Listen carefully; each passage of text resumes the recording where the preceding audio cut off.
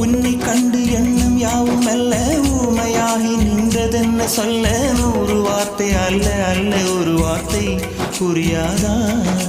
எந்த வார்த்தை சொல்லவில்லையோ நீ அந்த வார்த்தை எந்த கண்களால் நான் 100 ஜாடையில் சொன்னேன்னு தெரியாதா புரியாதா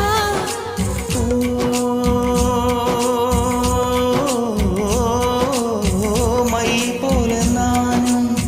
கண்ணில் சேர வேண்டும்